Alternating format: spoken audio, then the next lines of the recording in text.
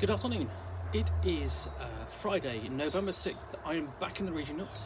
It is quite a bright, quite chilly, slightly windy day. And I've got a parcel to open, so let's get to it.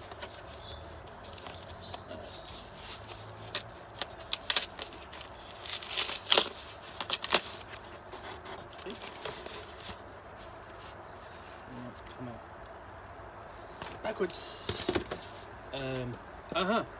Okay, this is Campo De Mitos, okay, from Mindscape Publishing. This was kickstarted recently by GMS magazine. El Campo De Gibraltar hides secrets older than time and is eternal as death itself. Places of infinite mystery and cheerful people with horrendous arcane knowledge. Come to the south of Spain, in the heart of Andalusia, and discover a land that should not be. Campo De Mitos is a campaign setting for the Lovecraftian cosmic horror role-playing games that can be used for any game and setting. Book contains an alternative history of the area based in the 1920s, inspired by real events and history. You'll find 30 locations, 65 characters, 17 items, and 10 creatures to make your games truly diverse and unpredictable. Now, in general, Spain has been little visited by Lovecraft in investigative horror.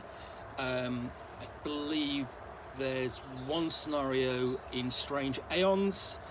I believe there's another scenario in Red Eye. That's one from Chaosm. Then Cable Press did Red Eye of Azathoth, and I think there's a scenario in there. And I believe of Blood and Ink, a scenario for Trail of Cthulhu is set during the Spanish Civil War.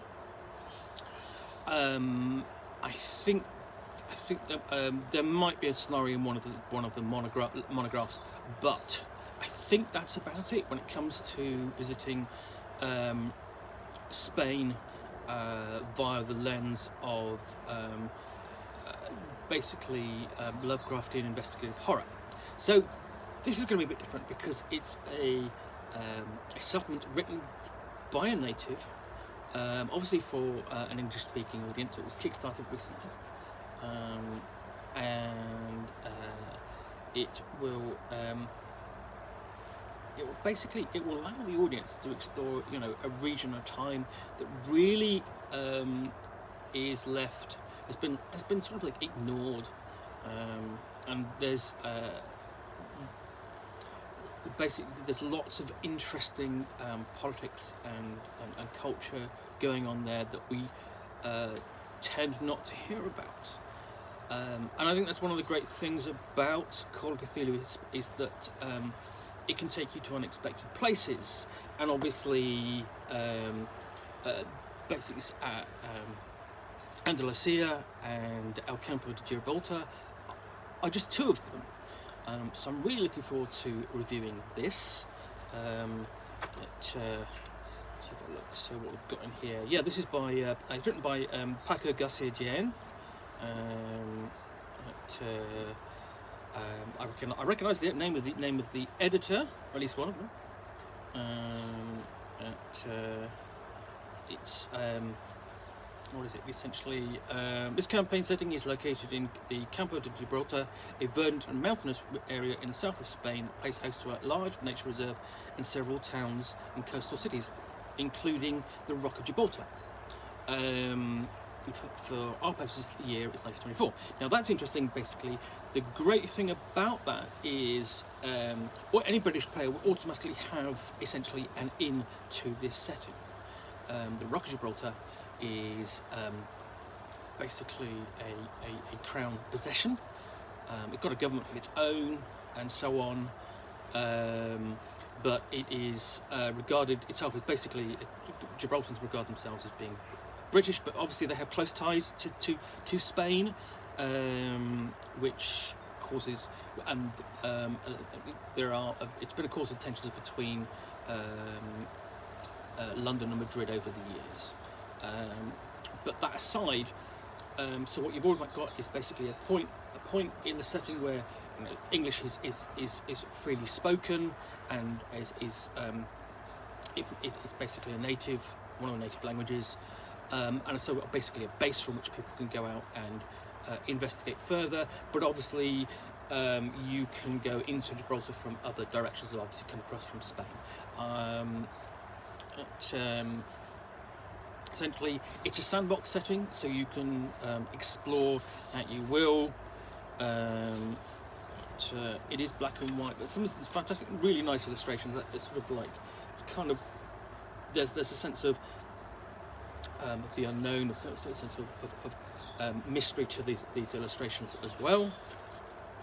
So lots of period illustrations, and that's quite nice. I like that sort of style of artwork.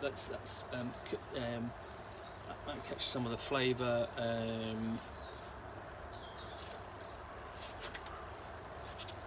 So it's a mix of period photos, artwork, and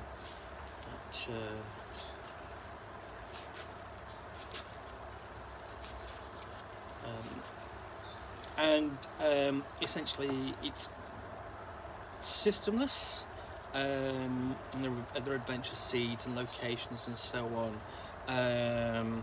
and what that means is that this is readily accessible for the role-play game of Lovecraftian investigative horror of your choice. So obviously called Cthulhu, but then Cthulhu Hack, Trailer Cthulhu, Raiders of Billier, Realms of Cthulhu. If you want to do the Savage Worlds version, if you can find a copy. So there are lots of options there. So yeah, that will be interesting to read. I will have a review of that soon. So I want to thank Paco for being kind enough to send me a copy of this to review. And I will be back soon for another unboxing. Thanks for watching. And I hope you enjoyed this video and enjoy the others. Bye for now.